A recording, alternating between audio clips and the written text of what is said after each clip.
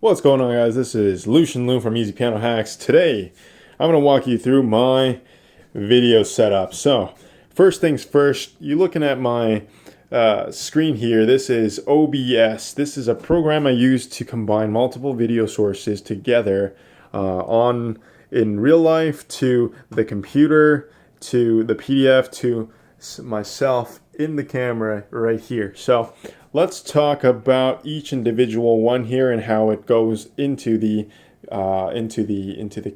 computer. Now look at this.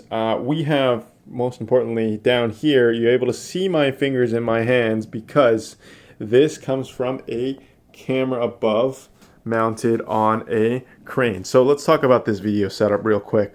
At the top you see the camera. The camera is mounted with a C-clamp and a quick release, all really fancy things, but most importantly you want to have a clamp that clamps the camera to a strong stand. So this stand is a C stand used in filmmaking. You can see this all over film sets. This is a C stand you can get on Amazon for under $200, so which is really affordable compared to the tripod that I was using, which is like this tripod is awesome. This is a Gitzo tripod. We won't get into tripods, but this tripod is like over $1,000. So I wouldn't, I was using that to mount this before, but definitely get yourself a C stand. It's really strong, made of steel, really heavy. And so looking at this here, we have this mini HDMI coming out to an HDMI. Get yourself a camera that has at least an HDMI output that outputs clean HDMI, so that you can get no overlays, no information displays on your output, so that's in real time. So look for a camera. Like, you don't necessarily have to get this. This is a $2,000 camera, but this right here is a $600 camera. Comes with a lens, right? And so when that happens, this is an A5100. You can get on Amazon for over $600. They'll put the link in the description. This is an awesome steal. I'm using this as the main camera for a live stream show at work, and it's got its clean HDMI output down right there. So definitely check that out. I would definitely, actually, you know what? If I were able to, like, if I had another $600 lying around, I would get another one of these to mount on top of this, because it's lighter and it can get the same job done. So really no need for the fancy stuff that this camera can do. But this is the gear I have, so that's what I'm going to use. This here is the microphone. So now that we've kind of covered the video signal from this bottom one, I want to talk a little bit about the setup for the microphone, because microphone audio is huge, because you want to communicate to your students, you want to communicate to anybody. You gotta have a microphone. Now this microphone right here, this microphone runs through an XLR cable down here, all these like loops and loops and loops, comes down all the way over here into my audio interface. And with this audio interface, what happens is I'm able to have enough phantom power. I'm able to have enough power. This audio interface allows me to use the equipment I already have, which is an XLR microphone, to send an audio signal into my computer and record it. So usually I record it into a program called Cubase, and I'll show you in a bit. But you might not even need this. Like, this is another $200. This is another $1,000 or so. But like, this is just gear I have lying around. Maybe what works for you is, if you don't have this kind of equipment, maybe you don't even need. You can run it straight from the camera, or you can run the audio from a better video audio source, like a microphone that you can get, like a USB microphone. USB microphone I'm using at work is like a Blue Yeti condenser mic, and those are awesome. You mount that on one of those scissor mounts, or you want that on a desk clamped kind of mount. I'm just trying to turn this on here.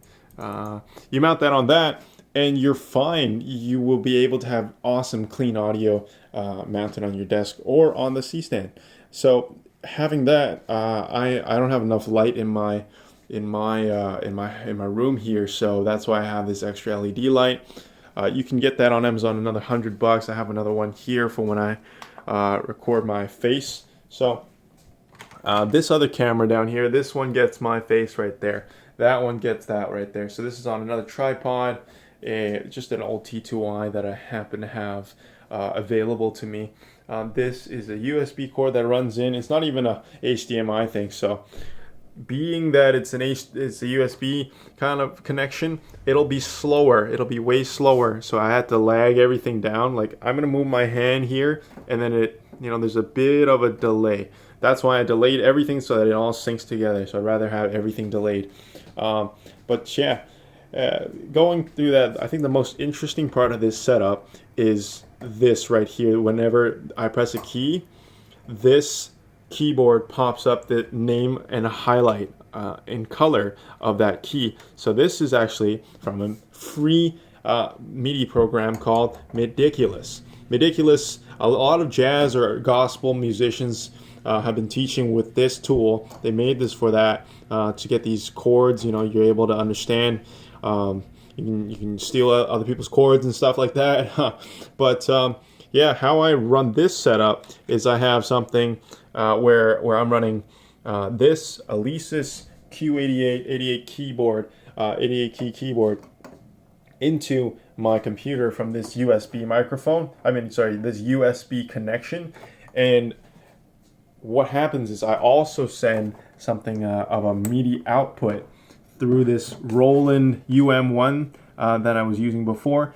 It sends a MIDI output as well. So what happens is the active MIDI port takes in the USB connection. So whenever I press this, it sends a direct signal through this right here into this Midiculous program, and then the MIDI outputs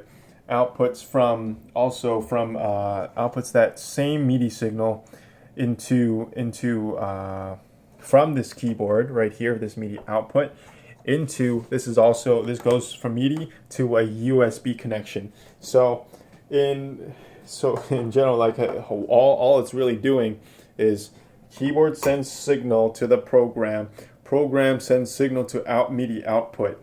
MIDI output port comes from here. We have a MIDI output cable takes that signal, which is the same duplicate signal, sends it back in. So I'm able to, it's kind of like a splitter. I'm able to send a signal to my DAW. So I have my audio editing and recording program. I use Cubase, because Hans Zimmer uses Cubase, and I like Hans Zimmer. Well, you can use whatever you want. You can use Reaper, which is a free one. You can use if you have a Mac, that's Logic or Reason or whatever. Don't know too much. GarageBand, whatever. Don't know too much about these programs. This is actually pretty new to me, but do know a ton about Premiere, After Effects, or in Photoshop, a ton more at least. And so what happens is I press this,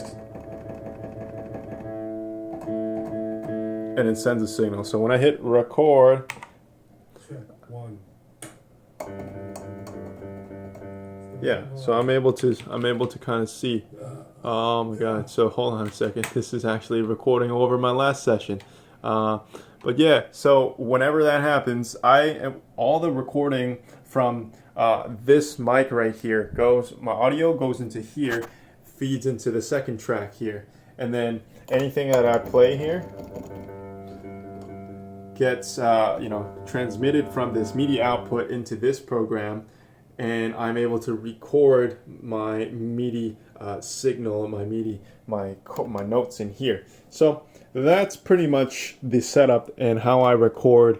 I sync this up after I export from this Cubase program. I export two audio tracks separately so that I can sync them up inside. With this right here, the video signal, I can sync the audio with the video inside of Premiere. And so it's a bit of a, I find that it's probably better than actually trying to record all these things separately. I could run the MIDI, there's all kinds of other ways I've tried before, but this is the best setup so far for me. Everything else is pretty self-explanatory. This OBS program takes multiple windows, and you can put them together, transform and crop these things into whatever size you want. So let's say like this bottom one right here. If I wanted to see these green and the reds, I can drag these so that it crops and transforms these, resizes the windows.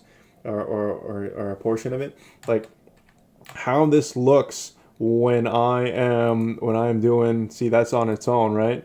But how this is pretty much how it looks from the top of just that video signal coming from here.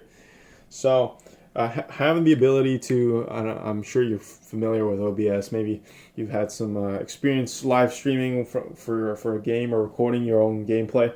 But this is pretty much it. Like this PDF window right here, it allows me to when I have my sheet music open, I'm able to kind of see what I am gonna read, right? So if I resize it that way, I can I can have it small, and then I can, while I'm playing, I can go in and annotate, make comments and stuff live, so people can see like, oh, okay, where I gotta fix, where I gotta do that, and that pops up here, right? And you zoom in.